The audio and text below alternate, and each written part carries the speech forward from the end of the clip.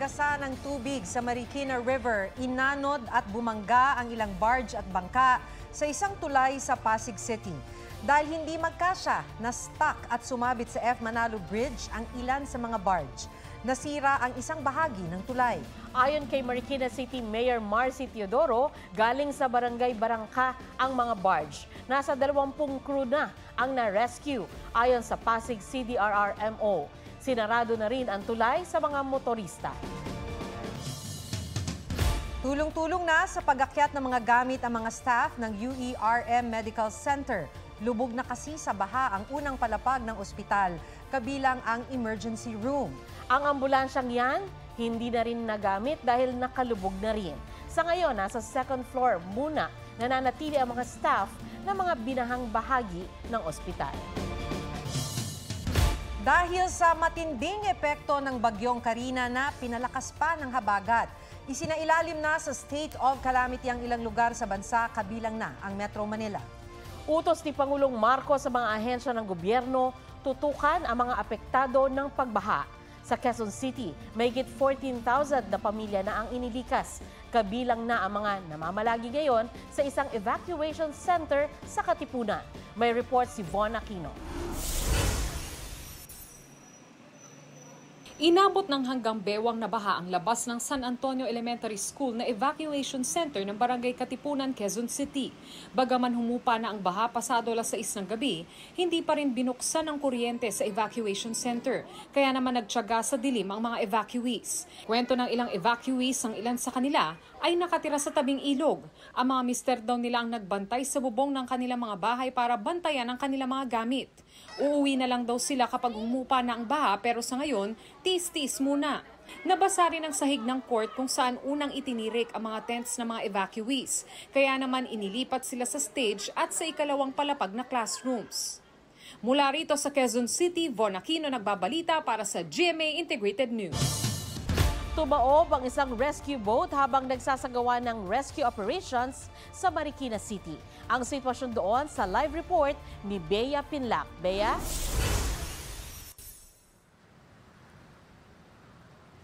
Sandra, ligtas na nakita ang 14 na sakay ng tumaob na rescue boat sa Barangay Santo Niño, Marikina bago mag-alas 8 ng gabi.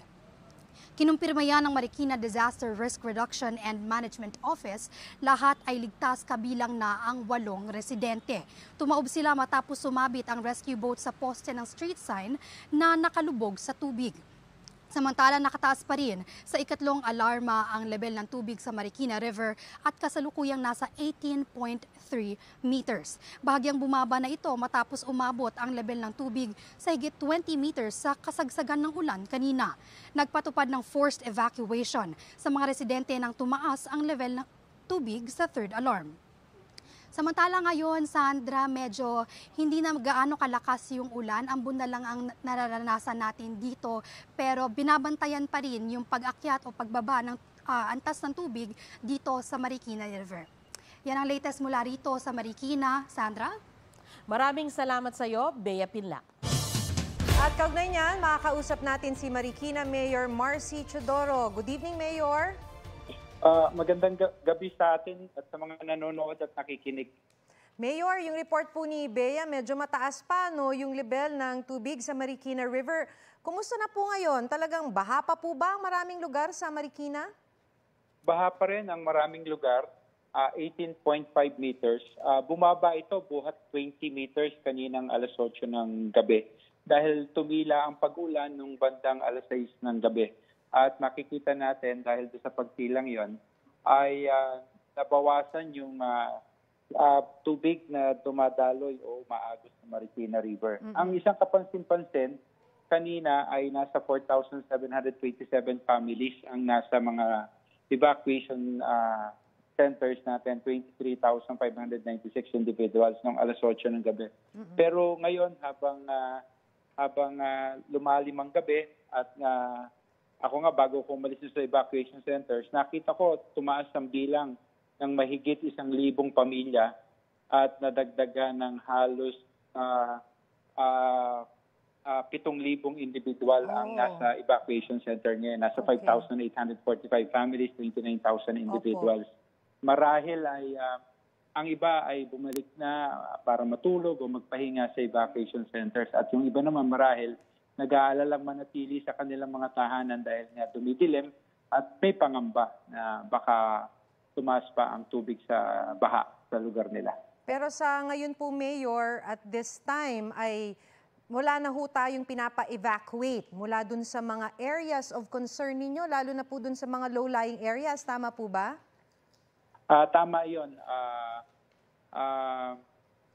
Kanina, nung dumilim, hanggang mga alas 8, alas 9, ay meron pa tayong mga iniikutang area para matiyak lang yung kaligtasan pa ng mga hindi nakapag-evacuate. Lalo na yung mga bedridden patients na naiiwan sa mga bahay o kaya mga maliliit na bata na pumasok ang magulang kaninang umaga, bumalik nung bandang hapon na o magagabi na at natagpuan nga nilang flooded na yung area nila. Opo.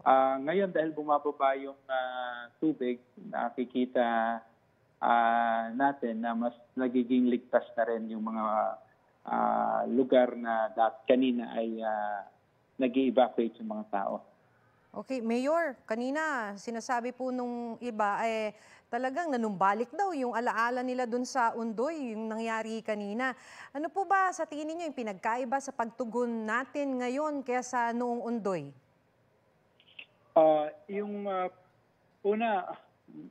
Yung protocol natin sa mga evacuation centers ay nabago. Mas marami tayong evacuation centers na binuksan ngayon. May mga areas tayo ngayon dedicated para sa mga PWD, sa mga vulnerable sector, yung mga bata, mga buntis na mga bagulang, yung may mga edad. Pangalawa, yung pagtutulungan ng buong komunidad nandoon. Mas may coordination na ngayon. Pati yung whole of government approach ay nakita rin natin kanina. Yun nga lang talagang new normal to eh. Iba yung data ng rainfall count at yung haba ng pag-ulan. Nung Undoy, 6 na oras ng umulan eh. Ngayong panahon na to, mas mahaba. Pero yung volume ng rainfall count ay katulad nung sa Undoy. Ito yung nakita namin. Kaya nga, kanina magpulong kami sa Metro Manila Council. Ang nire-request natin sa Pag-asa, lalo na yun ang forecasting na naiko-coordinate at yung data na kailangan makita ng mga LGU. Katulad namin, kami na sa isang downstream community kami. Sana makita namin din yung data na nangyayari doon sa upstream area, yung paligid ng Marikina, lalo na sa upper Antipolo area. Dahil kung ano yung nangyayari ron, kung malakas ang pag-ulan, yung tubig, bumababa at tumarating dito sa Marikina. Yes. Opo. Okay. Maraming salamat po sa inyo. Maraming salamat sa pagkakataong ito. Magandang gabi muli. Marikina Mayor Marcy Chodoro.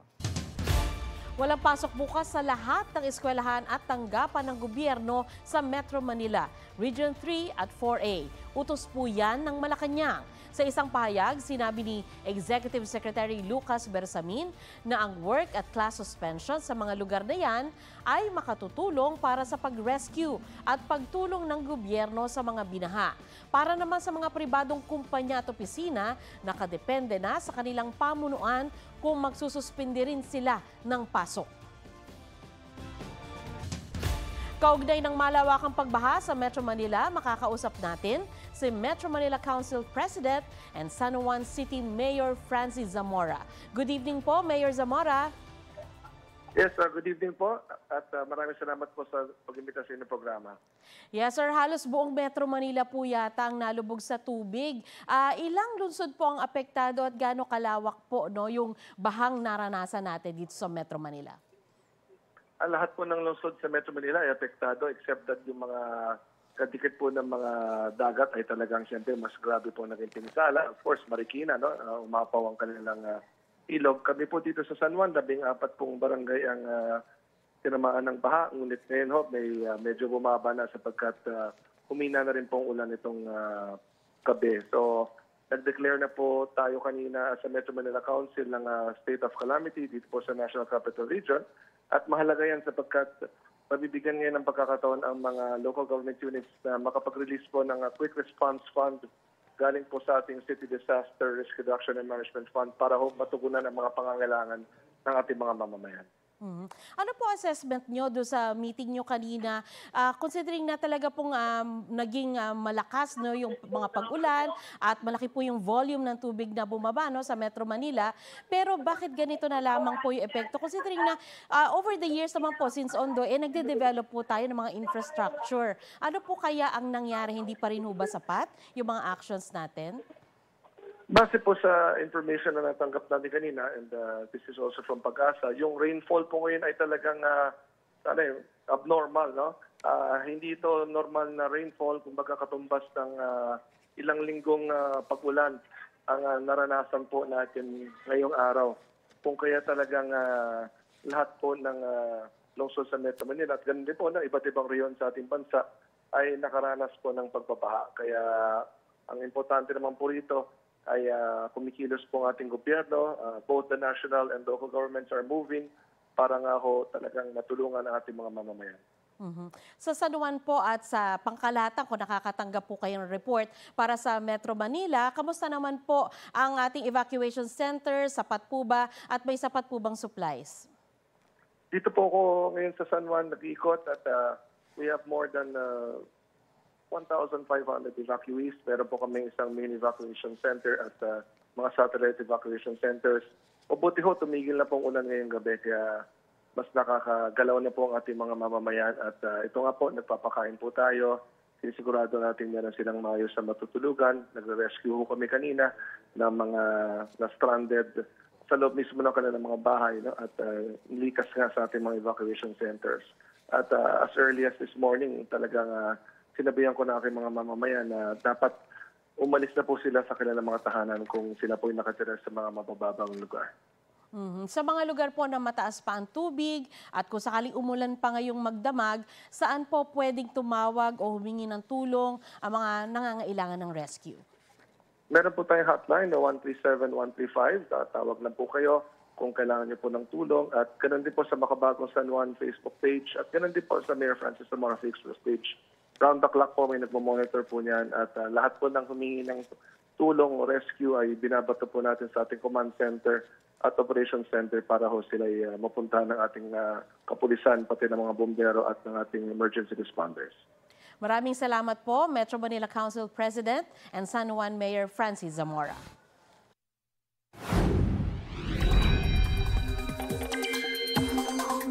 Dahil sa pinalakas na habagat, nakataas ang orange rainfall warning ng Pag-asa sa ilang lugar ngayong gabi. Asahan ang malakas na ulan na posibleng magpabaha sa Tarlac, Zambales, Bataan at Pampanga. May yellow rainfall warning naman sa Metro Manila, Bulacan at Rizal. Posible ang pagtaas ng tubig sa mga flood-prone areas na yan. Humina ang bagyong Karina at mula sa pagiging super typhoon, naging typhoon ito. May lakas itong 175 kilometers per hour at bugsong 215 kilometers per hour. Nakataas ang signal number 1 sa Babuyan Islands at hilagang bahagi ng mainland Cagayan.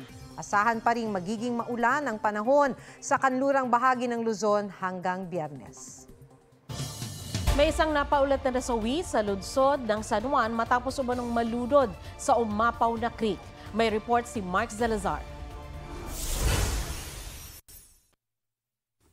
Bandang tanghali naging malawakan na ang rescue operation sa San Juan City nang umabot ang baha sa puntong delikado na kahit sa mga residenteng sanay na sa baha.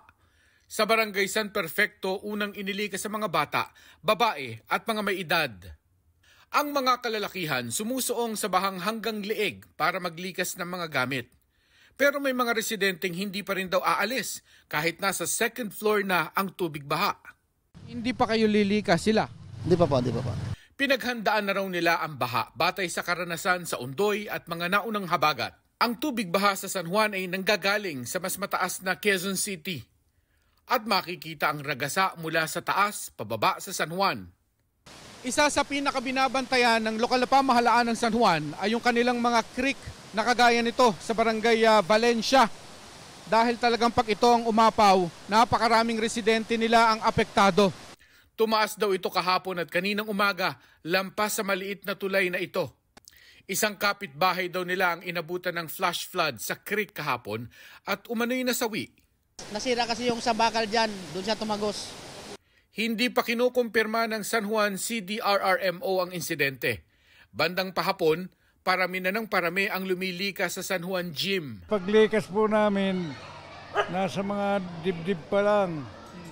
Siguro sa ngayon, lagpas taon na daw po . Nagkaroon din ng paglilikas sa mga residente sa Barangay Rosario, Pasig City. Mark Salazar, nagbabalita para sa GMA Integrated News. Mga kapuso, alamin ang State of the Nation. Mag-subscribe sa GMA Integrated News sa YouTube. Sa ating mga kapuso abroad, samahan niyo kami sa GMA Pinoy TV at sa www.gmanews.tv.